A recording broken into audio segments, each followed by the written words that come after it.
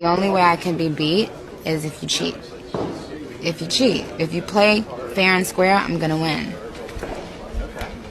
I mean, Hey, what up, y'all? Welcome back. It's Barb City where it's Liddy. Let's go on ahead and get right into it. Our first topic is on Moneybagg Yo and Ari Fletcher. As you guys know, people have been trying to figure out if number 11 was in fact talking about Ari Fletcher when she said Ari was messing with Offset while they were still together. So, although this has not been confirmed, as you guys can see right here, Moneybagg Yo has unfollowed Ari, and Ari has unfollowed him as well. So, outside of everything that we talked about in my last video, I do want to say again, I feel like it's safe to say Ari was, in fact, the person that number 11 was talking about. Let me know what you guys think, and let's move forward into Beyonce.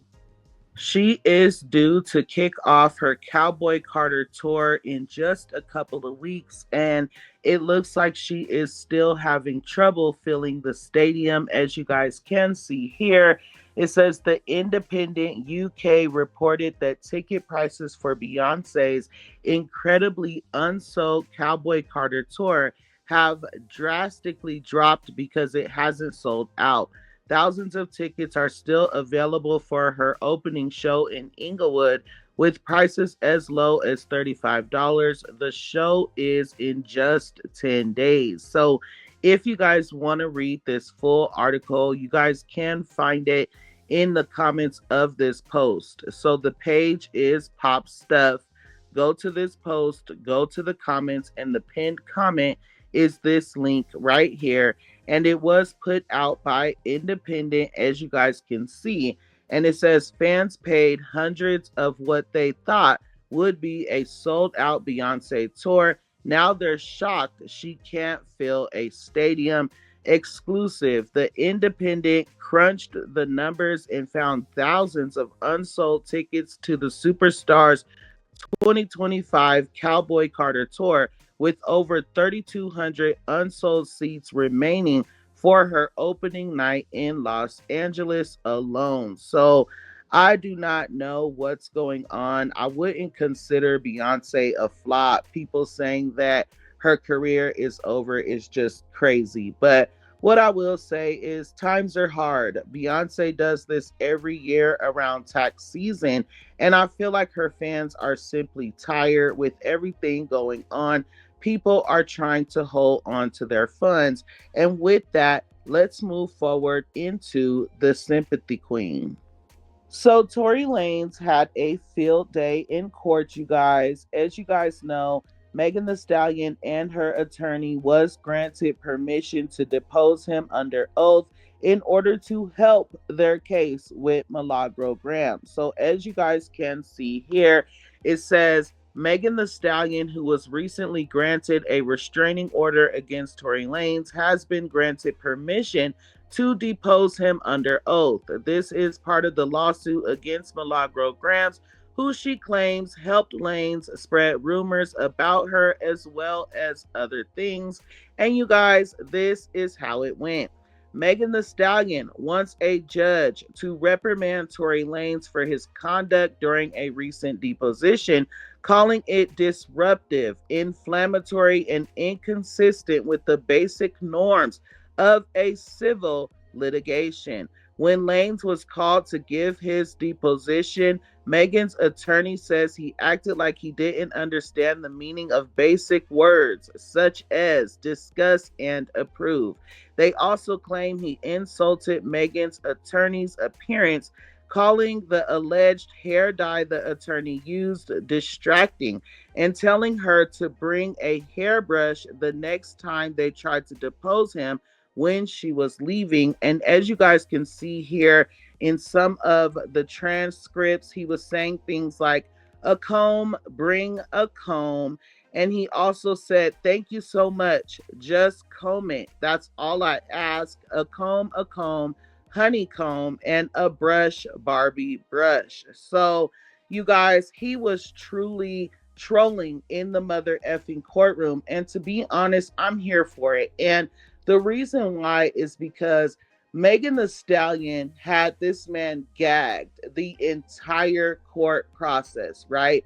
She won court, he is in jail. Then she wanted a restraining order saying that she's so depressed, she can't eat, she can't sleep, she can't talk, she can't leave her house, although she's twerking every other day. And now you want to force this man to help you win a case against someone that you said helped him. Clock it. Clock it. Like, at the end of the day, I'm just like, who the F does Megan the Stallion really think she is?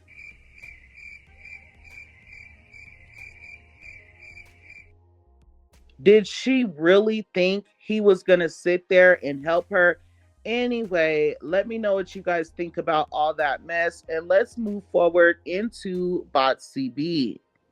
It looks like number 11 is trying to act unbothered, you guys. She is trying to pretend like being called number 11, which is her chart placement, does not bother her, when we all know that it does. Now, before we even get into everything, I want you guys to know, do not stop calling these girls by their chart placements. If it did not bother Botsy B, she would have never found this post in the first mother effing place, which tells me she is in fact typing number 11 into her search bar on Twitter in order to find out what everybody is saying. But anyway, as you guys can see here, Pop Flop posted, Botsy B has liked a comment detailing how being referred to as number 11 per Cardi's placement on Billboard's greatest female rapper of all time list is actually a good thing,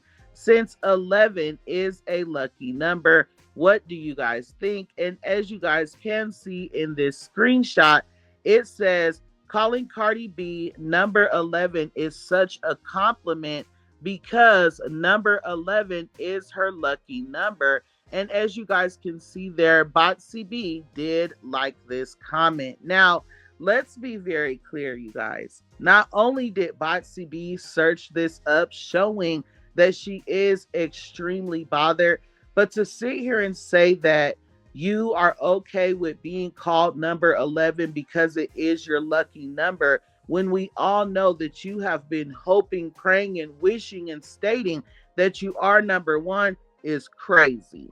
I'm tired now. I'm so fucking tired. I'm so fucking tired of her. I cannot save this girl no more. Okay, this is literally her way of trying to act unbothered so that the Barbs would stop calling her number 11. That's what's going on here, and nobody is going to make me think otherwise. And with that, let's go on ahead and add some razzle dazzle onto this video and get into none other than Nicki Minaj. Either Azalea Banks was trying to start stuff between the Barbs and the Munsters, or she simply does not know what the F she is talking about. As you guys can see here, someone made this random post. Azalea Banks retweeted it and said, "The aces though, LMAO, I'm sorry they ate that. That's effing comedy. But shout out to Nicki for actually single-handedly ushering in celebrity fanaticism into the digital age. The Barbs are the OG digital fan community. She is really such a marketing genius." Like, heavy on the marketing genius. Now, as much as I want to say that Azalea Banks is correct, she is incorrect. As you guys can see here, someone said it was Gaga that did it first, and Azalea Banks responded and said, "No, it wasn't. Nicki was on Ustream and MySpace collecting Barbs before anyone ever heard of Gaga. I know the white gays weren't hip to what was happening in urban spaces pre her mainstream explosion, but no, Nicki was beating the pavement and getting legit music press before Gaga was." And according to Nicki Minaj, That is not true. As you guys can see, this is the interview that she did with Vogue, and they said Nicki Minaj says she was the first to name her fans in hip hop. The Barbs are still superior. When I started calling my fans Barbs, there were no rappers naming their fans. And she also said, before I had a record deal, my fans were making a moment for themselves on Twitter. I had already given them a name. She told the audience, when I started calling my fans the Barbs, there were no rappers naming their fans. There were only two people at the time, and I don't know which came first, but she said Justin Bieber and Lady Gaga. So there you guys have it. They were naming their fans before Nicki Minaj, and Nicki Minaj was the first to do it in hip hop. With that being said, thank you for enjoying my mother effing blooperos. Remember, when in doubt, pull your mother effing blunts out. And until next time, I love you guys so much. Thanks.